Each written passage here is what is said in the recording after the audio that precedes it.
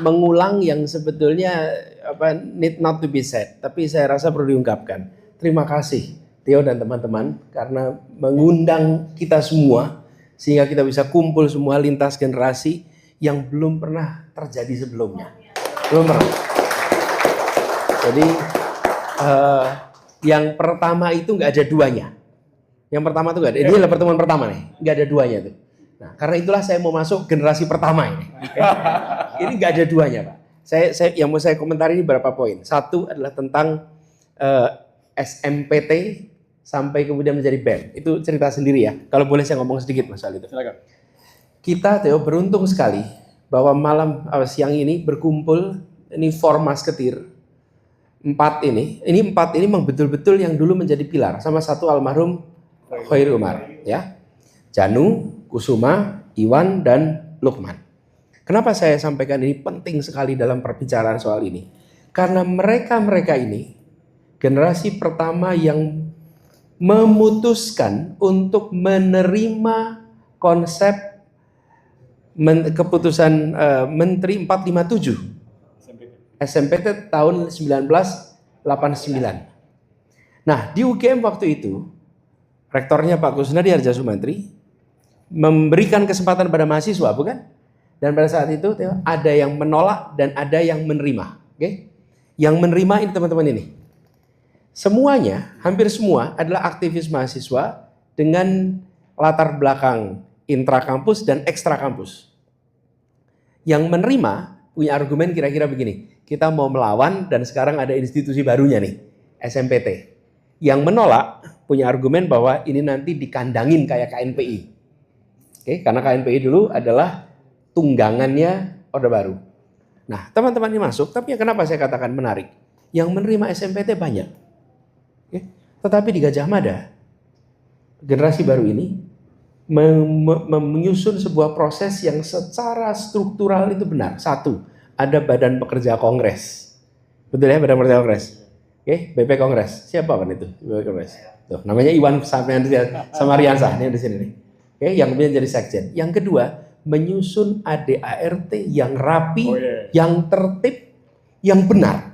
Kalau teman-teman lihat ADART-nya hari ini, dilihat ADART mereka yang disusun oleh angkatan pertama itu, Anda boleh bilang itu level intelektual yang high level. Betul. Karena apa sih yang menarik ADART-nya? ADART-nya itu kalau bahasa ilmu politik namanya institutional design.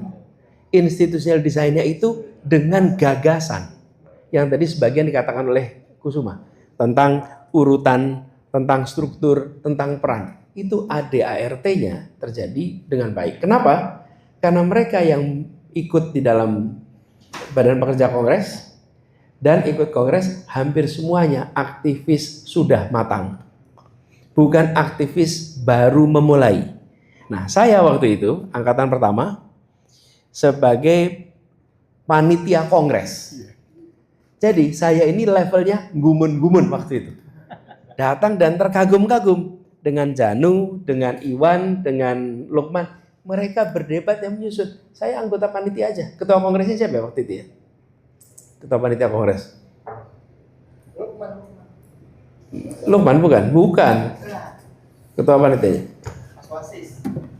Lupa saya. Pokoknya saya anggota panitia Kongres. Saya menyaksikan. Dan di Kongres itu diprotes oleh yang tidak setuju SMPT. Di demo di Kaliurang. Ya? Saya mau teruskan itu, teman-teman. Kenapa saya sampaikan ini penting? Karena kalau tidak ada pondasi institusional yang baik, saya rasa tidak mungkin bisa bertahan sampai sepanjang ini. Perjalanan itu, ya. Yang kedua, kalau tidak ada basis institusional yang baik, tidak mungkin ditiru di berbagai universitas lain. Karena universitas lain itu dalam posisi bimbang. Kalau terima kok kayak KNPI. Waktu itu ya, kita nggak bicara sekarang. Kalau sekarang enak. Waktu itu tuh kooptasi luar biasa. Nah, tapi yang menarik, seperti dikatakan oleh siapa tadi, Lukman, Pak ya, setiap kongres selalu ada rekomendasi. Dan rekomendasinya, rekomendasinya itu rekomendasi isinya perlawanan terhadap Orde Baru. Tidak ada rekomendasi yang sifatnya membebek atau menjilat Orde Baru. Tidak ada. Semua semua pernyataannya, sehingga tidak bisa lagi dikatakan bahwa Senat Mahasiswa adalah kepanjangan tangan kekuasaan. Tidak bisa. Karena badan ini, dan ditopang dengan rektor yang legowo. Sebetulnya bukan legowo, dia menjadi penangkal petir. Saya ngobrol sama Pak Kusnadi, saya ngobrol sama Pak Adnan, apa yang terjadi? Mereka diteleponin sama Kodam, mereka diteleponin sama bukan, waktu itu belum Polda, waktu itu tentara, Garnisun, mereka ditekan oleh mereka. Mereka itu rutin ditekan, mereka penangkal petir. Tapi untungnya mereka penangkal petir, tidak diteruskan aliran listrik itu pada mahasiswa. Itu berhenti di mereka. Coba kalau misalnya mereka habis itu, terus mereka wujudkan loh, mereka udah ya berhenti, enggak. Oke? Jadi angkatan pertama ini, menurut saya tidak bisa dipungkiri pondasi utama. Karena itu saya bersyukur sekali pada saat pertemuan hari ini the four musketeer ini lengkap hadir di sini. Janu, Kusuma, Iwan, dan Lukman. Tapi juga mereka orang paling dimusuhi oleh UGM waktu itu.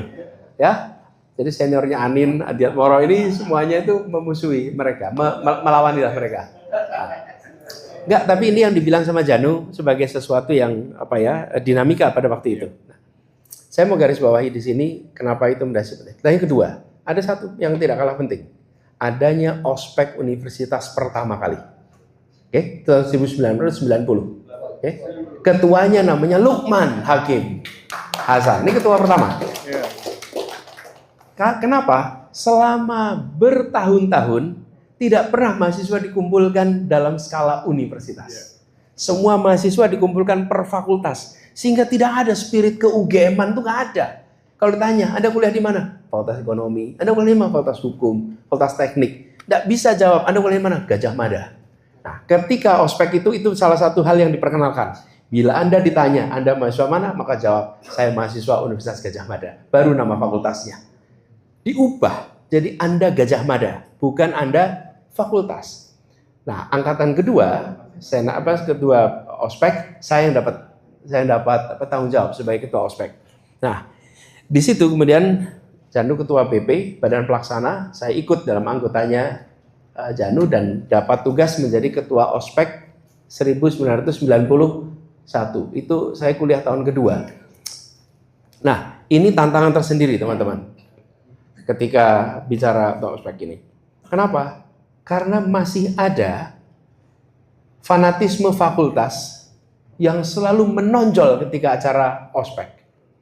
Itu tidak bisa dihilangkan, bukan? Betul nggak teman-teman? Ospeknya 4 hari. Hari pertama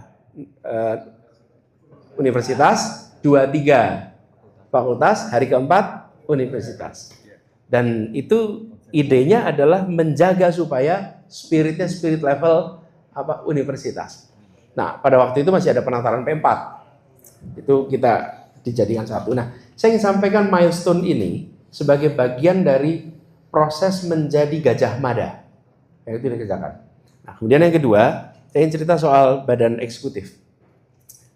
Ketika menjelang kongres kedua, jadi kemudian dibentuklah badan pekerja.